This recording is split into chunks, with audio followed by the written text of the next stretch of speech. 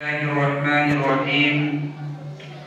Ya ayyuhalladzina amanu kutiba alaikumus shiyam kama kutiba alal ladzina min qablikum la'allakum tattaqun.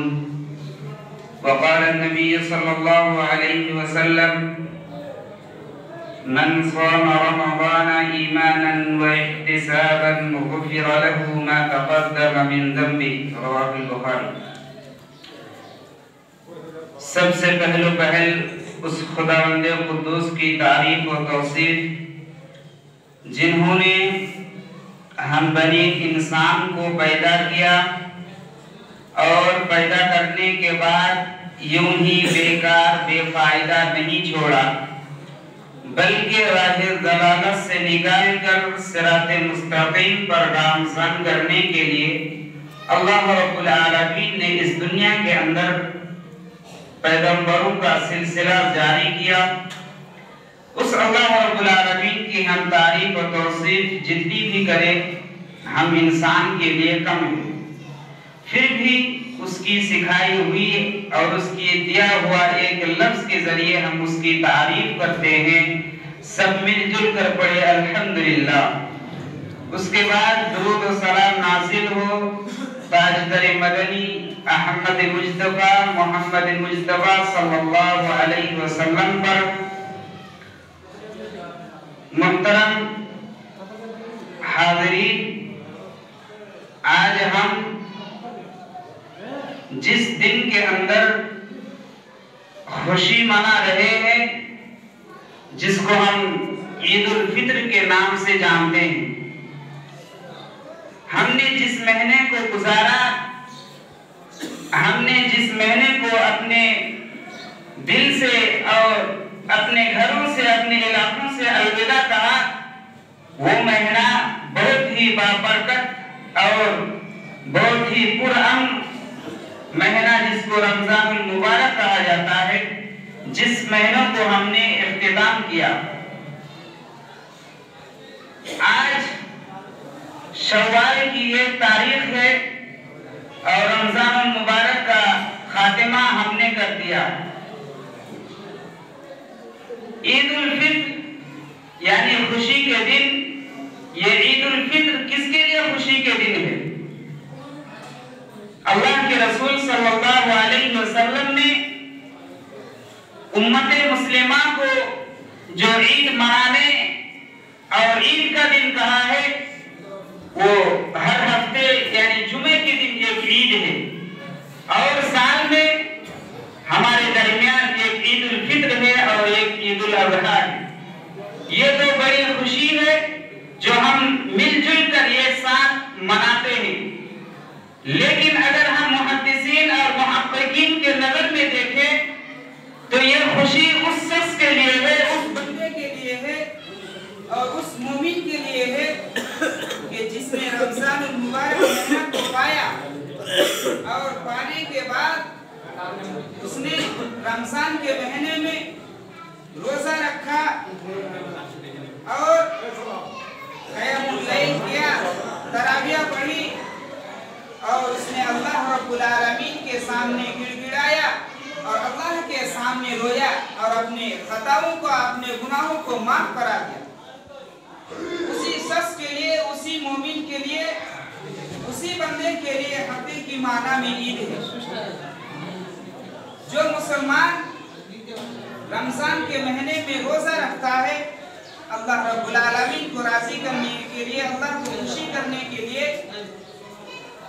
उसी के लिए ये ईद है। लेकिन जो शख्स पूरे महीने में रोजा नहीं रखा, नमाजें नहीं पढ़ी, वो अपने दिल के अंदर झांक कर देखे कि एक साथ ईद उल फित्र की नमाज पढ़ लेने से या नए नए कपड़े पहन लेने से उसका ईद या उसकी खुशी मनाना कोई मायना नहीं रखता। खुशी मनाना उसके लिए है जिसने अपने गुनाहों से आजाद हो गया, जिसने अपने गुनाहों को अपनी जिंदगी से दूर कर दिया। जैसा कि हम जानते हैं कि अगर हमें कोई चीज हासिल हो जाती है या किसी चीज से हम छुटकारा पा लेते हैं, उस वक्त वो खुशी मनाते हैं, मिठाइयाँ बांटते हैं। तो ठीक इसी तरह से जो बंदा, जो मुसलमान गुनाहों से आजाद हो गया, गुनाहों से दूर हो गया, असल माना में उसी के लिए हकीकी ईद है। तो हम अल्लाह रब्बुल आलमीन के सामने अल्लाह ताला को खुशी करने के लिए इस महीने के अंदर जितनी भी इबादत की और जितनी भी अल्लाह रब्बुल आलमीन को खुशी करने के लिए हमने रोज़ा रखा, अल्लाह ताला से उसके बारे में हमने दुआ किया कि अल्लाह हमारे रोज़ों को, हमारे तरावीह को, हमारे नफल नमाजों को कबूल फरमा। ये दुआ हमारी कबूल उस वक्त हो सकती है जब हम रमज़ान के बाद मुसलसल नमाज पढ़ते रहे, जब हम रमज़ान के बाद मुसलसल नेकी के कामों में आगे बढ़ते रहे। अगर कोई इंसान रमज़ान में दुआ करता है कि अल्लाह मुझे नेक काम करने की तौफीक अता फरमा, जब वो रमज़ान के बाद नेक काम करता है, जब वो रमज़ान के बाद नमाजों को तर्क नहीं करता है, तो आप ये समझ लीजिए कि उसकी दुआ कबूल हो गई।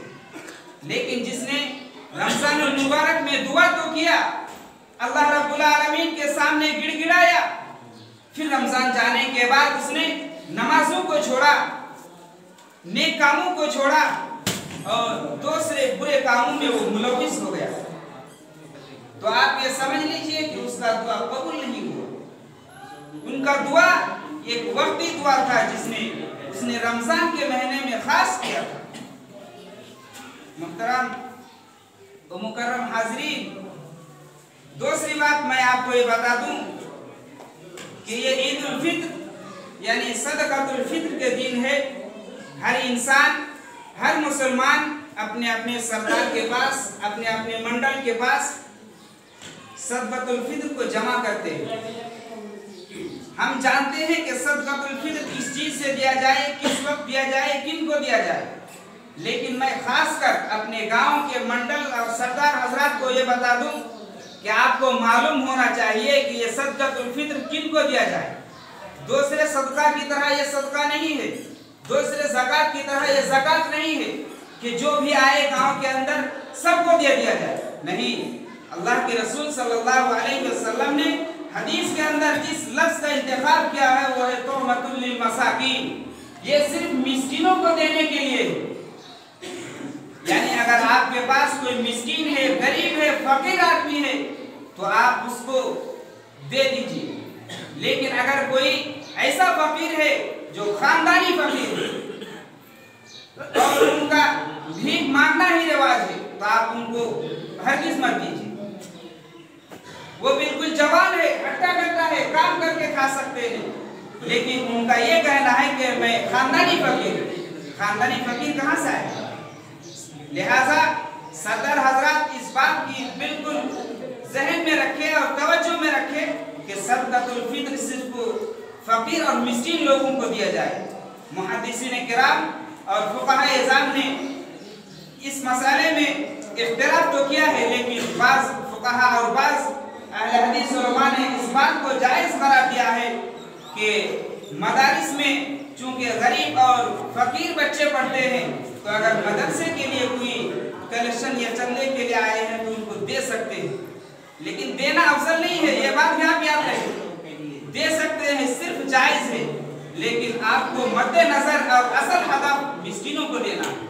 आप सदक़तुल फित्र सिर्फ मिस्कीनों को दें, दूसरे और दीगर लोगों को ना दें। उसके बाद अपने गांव और अपने इलाकों में पहले देखें, जो अपने गांव में, जो अपने इलाकों में सबसे ज्यादा मोहताज है, सबसे ज्यादा फकीर और गरीब आदमी है, आप उसको सबसे पहले तरजीह दें। उसके बाद दूसरे इलाके या दूसरे गांव से आने वाले को तरजीह दें। मुहतरम हाज़रीन, आखिर में अल्लाह ताला से दुआ है कि अल्लाह ताला हमारे रमज़ान के रोज़ों को और क़यामुल लैल और दान सदक़ात और खैरात को और कुरान की तिलावत को अल्लाह ताला कबूल फरमाए। अल्लाह ताला से दुआ है कि अल्लाह ताला रमज़ान में जिस तरह हमने नमाज में बढ़ चढ़ कर हिस्सा लिया, रमज़ान में जिस तरह से हमने दूसरे नेकों में बढ़ चढ़ कर हिस्सा लिया, अल्लाह ताला रमज़ान जाने के बाद भी, रमज़ान ख़त्म होने के बाद भी अल्लाह ताला हमें 5 वक्त नमाज पढ़ने की तौफ़ीक़ अता फरमा।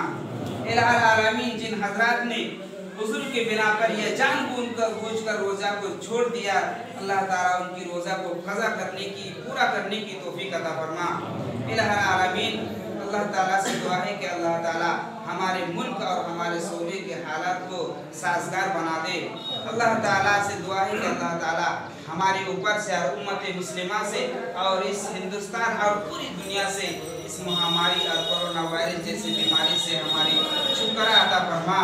अल्लाहुम्मा इन्ना नऊज़ु बिका मिनल बरसी वल जुनूनि वल जुज़ामी व मिन सय्यिल अस्क़ाम।